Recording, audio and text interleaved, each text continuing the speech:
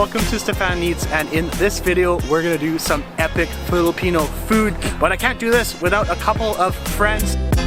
Hello! Mabuhay! Mabuhay! Kamusta? That was very extra. In this video, get ready because we're gonna eat a whole bunch of delicious Filipino food, from epic ube waffles to some pretty funky soup. Join us on this epic adventure, and of course these two will tag along for a spot right over there.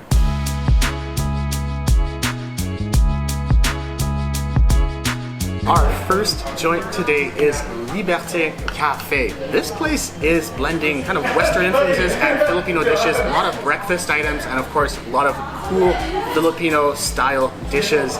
And of course, I'm with these guys over here. Hi. Hi, I'm Troy. We have ordered lots of food, many dishes, and we are going to go cray-cray, like the young kids say. What should we start with? I think we should go for the chicken first. Yeah, I agree. Yeah, let's do some fried chicken action. So, this is ube waffle. There's fried chicken. Now, what we have done is we have asked them, they have a honey truffle sauce or a truffle butter sauce that they have poured on top.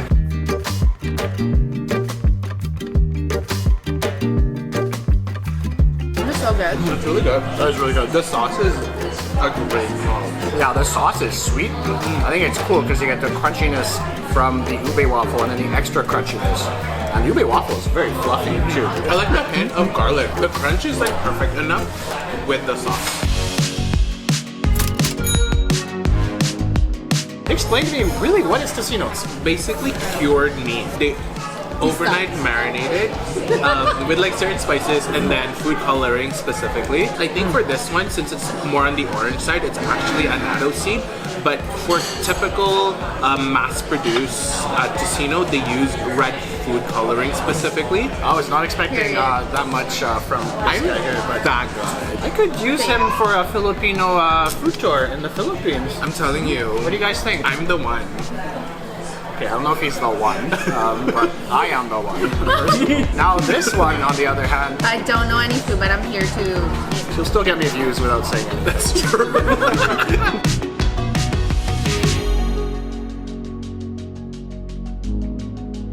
The first thing you taste is mayo. Chicken nice and tender. I think they're using thigh, potentially. Overall, very simple. I like that they really haven't added that many veg to this. They've added just the cucumber, and that is it. And tomato. Yeah, maybe a bit of tomato.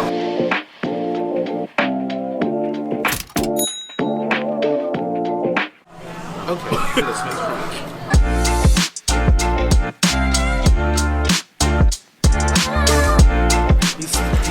Do you hear that? ASMR? Yeah, that's some good ASMR right there. We'll put it in slow-mo, put some sexy music on there. Should we Lady in the Trumpet? Sure. Okay, we're starting there. We'll just circle it and then... Yeah, we'll circle it and see where this strands. Lock it in with the hot dog. Wow, oh, that's pretty big. That's what... Unfortunately, I haven't heard that very often. Bam. Cheers. Oh, Cheers. You didn't get a hot dog. Hey, you get a hot dog. Oh, You gotta I get a got hot a dog. hot dog. So lock it in. Lock it in. Lock it with a hot dog. Yeah. Okay. Right off the bat, it tastes like Jollibee Yeah. spaghetti. For those viewers who are familiar with Jollibee, What does it's it taste meaty, it's sweet. Actually, it's really not that sweet, which is really good in comparison to what you would get at Jollibee.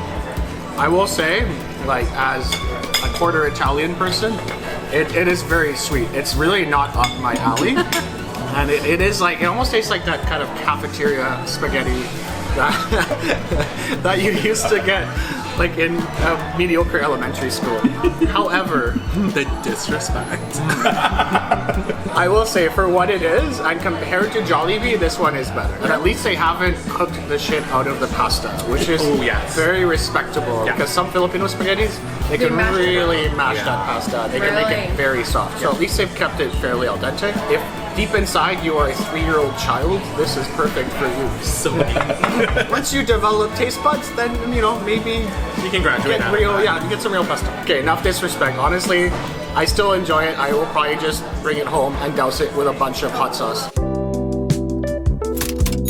This It's really been a bit hard to share. I think the first thing is to take this away. This is the one problem about making YouTube food videos is sometimes it takes quite a while to get to a dish because we filmed almost everything. And unfortunately, it means sometimes the eggs suffer. In this case, I think this one has suffered a little bit. Yeah. Ooh, yeah. You know, we tried. Anyways, just pretend it's a nice egg break. Oh wait, 1 second. Filipino food video. I was about to say. Oh, let's transfer this to a spoon before I get a whole bunch of angry comments. Cheers. Cheers. I don't know, I'll eat this one. So good. I have not had tapa in so long. Same. So good. I'm gonna say that My might favorite. Yeah. I'm gonna say that might be the best tapa I've had in this whole city. That's Filipino. really well done. Yeah. Really? Yeah. The meat's not too dry, which you see in some tapas. Yeah. And the rice is perfect. Yeah. Obviously, the egg could use a bit of work, but that's mostly our fault. We were filming for about 20 minutes before we got to this dish. Honestly, I think that and the fried chicken for now are the front runners. Agreed. Yeah. Number one, Agreed. and then number 2 for the chicken. You think so? Number 1, number 2. For me too. Yeah. I might have to say the same thing because I'm not a big sweet person, so this is right up my alley. Just vinegary, tender meat, garlic, creaminess of the yolk. Would you Just bring that to work 100%. for dinner? Oh yeah, 100%. Oh yeah. We're gonna continue eating all of this amazing stuff, but stay with us. We're going to a very unique Ilocano joint that specializes in goat stomach soup. You guys coming? Yeah. What? Okay, I'll go there by myself.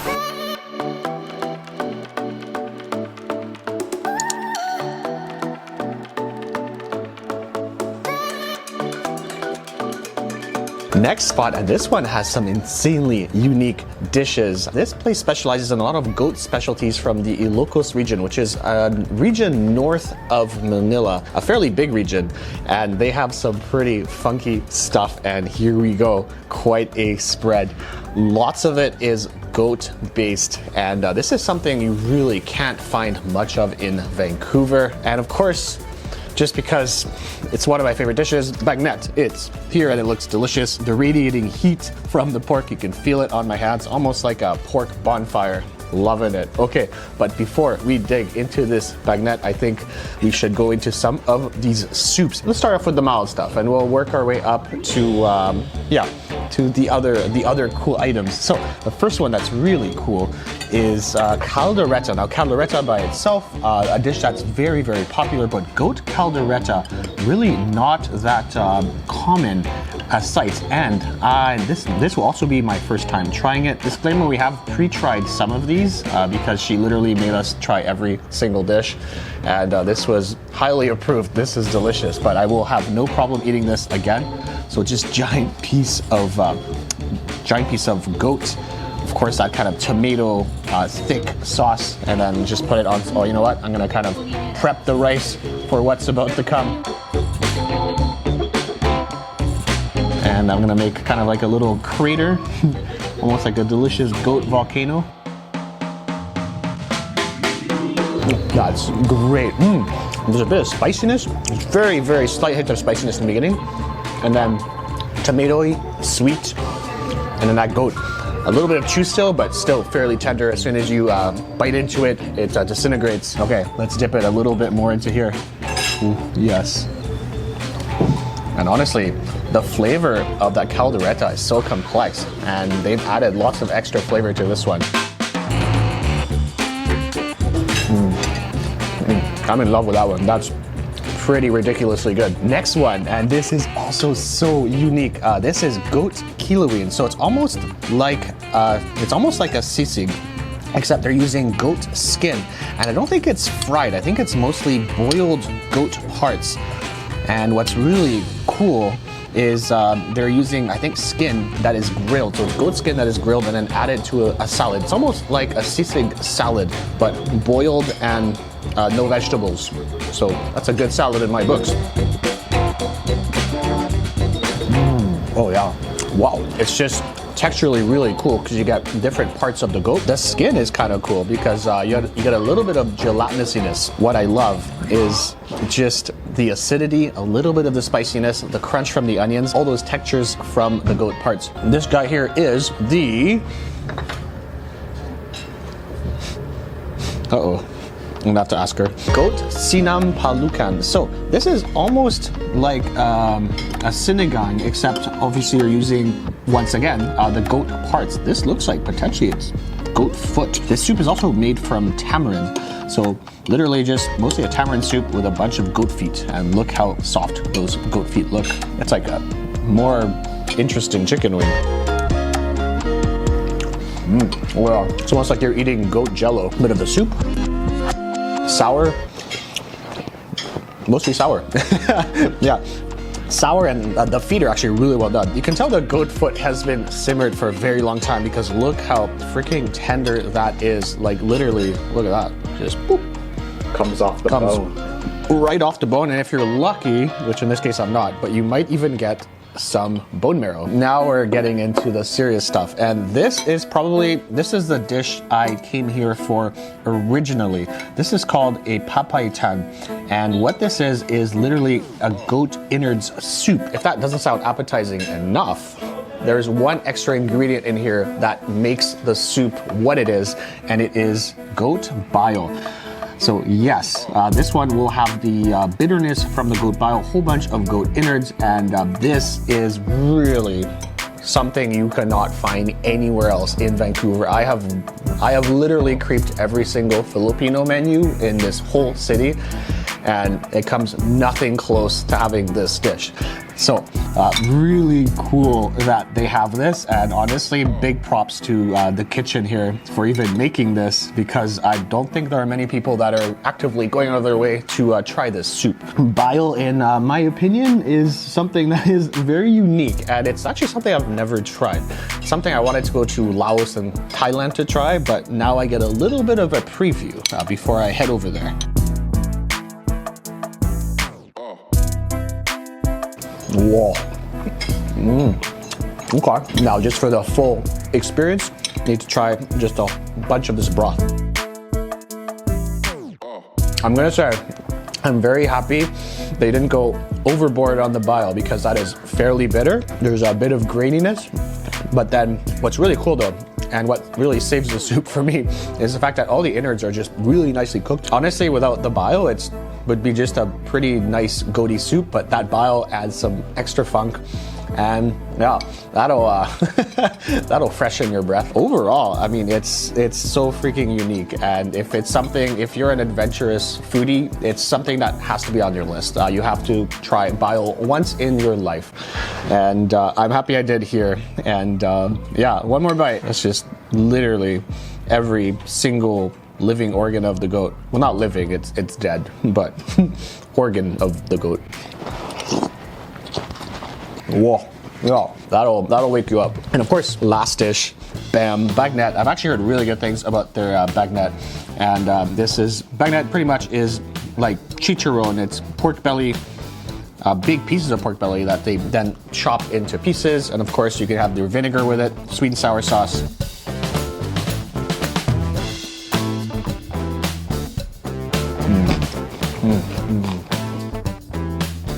Crispy, porky, fatty, salty heaven. All I need now is a really good beer. Oh, and the crunch too. Some bagnets are a little bit fattier, and when you bite into them, you get more of the kind of meaty dryness. But this one, they've fried it so much that it's literally just a giant, thick crisp. And that is the kind of bagnet I like. And because it's not all fat, it's also kind of healthy for you. Shaking your head. I don't care. What reality show did the goat go to find love? The Bachelor. Which president did the goat like the most? Billy Clinton. Little Billy Goat. Okay. You know what? You're not laughing. I'm pretty sure someone out there is. Probably not.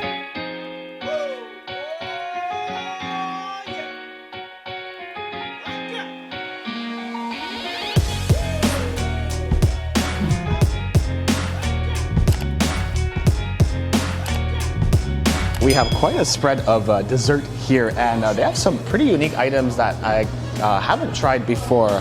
Mostly, I think this guy here, which is pretty cool. And then this is another cool drink that they have. So this is called Sago Gulaman, and I'm not sure exactly what the drink formula is, but there should be some sago pearls inside. Tried to look it up on Google, couldn't really find much. Whoa, okay. Whoa, that is very sweet. Has like a kind of cool caramel flavor. Almost like cane sugar. To offset the sweetness from this, we shall try more sweet stuff. So Vanness, here we go. Sylvanas are really cool, and it's a dessert that's been gaining a little bit of popularity in Vancouver. They are pretty much cookies, and the cookies are made from normally cashews. And in the middle, you should have some buttercream ones. I got 3 flavors, and I kind of forgot which ones are which. So once again, foodie expert tongue. Sounds kind of weird, but I'm gonna just bite into it. These right away, so you just pick them up, just super light, super airy, and yeah, there you go. Kind of looks like that. Almost feels like a marshmallow.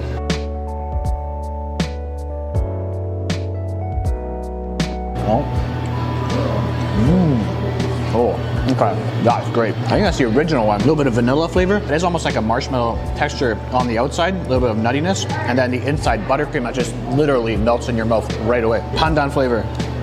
I'm just gonna bite into this one because the other one was a bit messy. Oh, that one's great too. More coconutty and a hint of that pandan flavor. Once again, super light. I've tried Sylvanas before and I've always been a big fan. These might be the best ones I've had in Vancouver. These are really good, super airy and extremely fluffy, very tasty. Let's go into the ensaimada here. Oh, yes, perfect. So these are just giant buns. This one, of course, is an ube one. The cheese on top adds a little bit of saltiness. Inside, very fluffy, very mild flavor. Give me some salted butter with that, or some kind of jam, and I think you're doing pretty damn well. Buko Pandan. This is just a very typical, probably one of the most popular dishes in all of the Philippines, and a whole bunch of jellies, some coconut on there, and of course pandan, which is the leaf. Fairly mild, not too sweet. Hint of coconut, of course, all those jellies in there. Super refreshing, cool. That's a really good dish for hot weather. And the last one, this is actually one I have not tried before. This is called kutsinta. And what it is pretty much a rice cake mixed with cane sugar and then just simply topped off with some coconut flakes.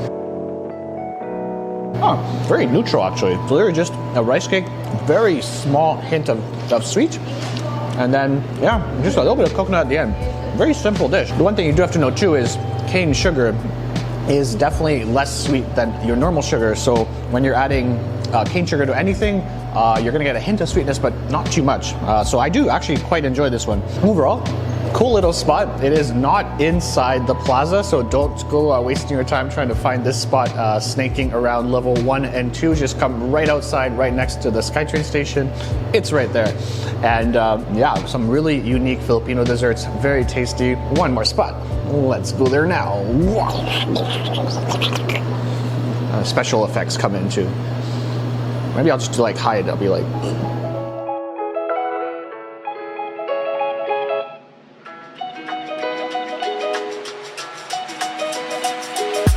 This place is fairly new, very kind of 90s, 80s looking mall, really nondescript, but as soon as you walk inside, there's one standout, and it's this brand new Filipino street food joint called KIMSHAKER. Right away, the things that are standing out to me are these shumai, which is a very kind of cool Filipino street food specialty.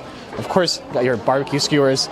This one, which is really cool, this is called Kwek Kwek. These are literally deep fried quail eggs. And then this is another cool one. I really didn't know anything about this dish until I kind of creeped their menu a little bit. The other thing that's also really cool are all these vinegars.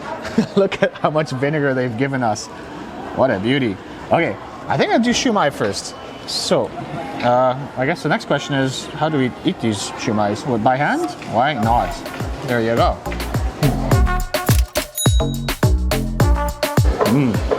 Oh yeah, kind of mealy, porky. It's almost like a very fine pork hash. But yeah, you need that vinegar for sure because it's literally 90% pork and a little bit of color from maybe the 1% of carrot in there. Oh, it's like a Reese's peanut butter cup, but probably much better. Pork skewer, bam! These are $6 each. I guess decent price. Actually, honestly, for the size of it, it's pretty good. Try it by itself first. Oh, perfectly seasoned. Nice bit of fat on there. Gotta vinegar it up a little bit more. Nice fatty bits on there. Vinegar, a little bit of acidity, some sweetness, grill marks, chard. That's a really good skewer. Okay, first time trying kwek kwek. I don't know really what you dip these in, but I'm gonna try it by itself, of course. And maybe I might dip it into a couple condiments. Oh, okay. That was all batter. Let me try a second time. Very simple. Definitely needs sauce. I think this is banana ketchup or something. Maybe not. I have no idea what this is.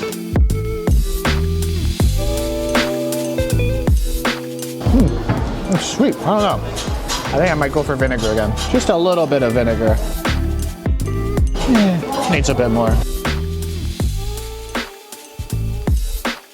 Creamy from the egg. The outside is almost like a donut batter. This one's really cool. This is called kikiam. Almost like a meatloaf and deep fried.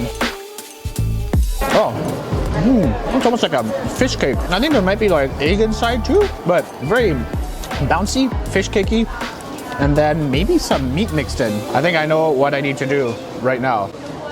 Google. A few moments later. So apparently it's kind of like a fish cake mixed with ground meats, and then they're deep fried. So I was fairly close, but normally, yeah, shrimp paste, a little bit of ground meat mixed up into like a fishbowl consistency, and then deep fried afterwards. We do have intestines coming because intestines are amazing, but before that, of course, literally the most famous dessert in all Filipino cooking. This is the halo halo. Get rid of a bit of that vinegar on that spoon there before I dig in. Halo halo just literally means mix mix. So let's try to mix it as much as possible. Bam, there you go. Also, really nice addition of the leche flan piece on the side. My only complaint is, why is that not a whole leche flan on the halo halo? Come on, guys. That was all condensed milk.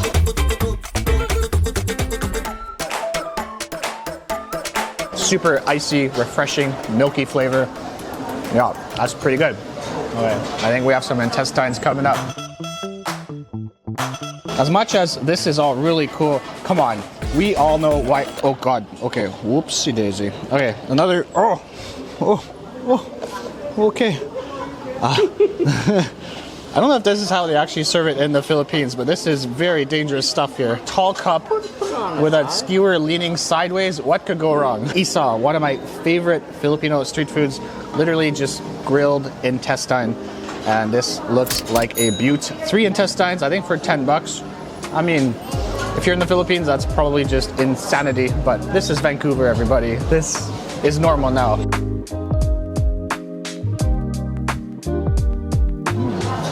Oh, okay. Lots of char, some sweetness, a little bit more rubbery than some other ones I've had, but overall still pretty decent. I think my favorite dishes here, the shumais. And then I'm gonna go for the actual just normal pork skewers. Normally I'm a big intestine person, but I think the skewers took the W for this meal. And that will be it for our epic Filipino tour. Yes, these guys came back. If you do enjoy our videos, don't forget to hit the subscribe button, hit the like button, hit the bell icon so we can notify you future videos. And of course, hit us up with those comments. Instagram. It's at Alyssa Isabel for my Instagram. Follow me and let's see if you're interested enough so I can follow you back. She is engaged, so polite comments only. And my Instagram is TroyVDO. Thank you. And there we go. That is it. We'll see you very soon. Ciao for now. That's a lot of core. Yeah, working my glutes.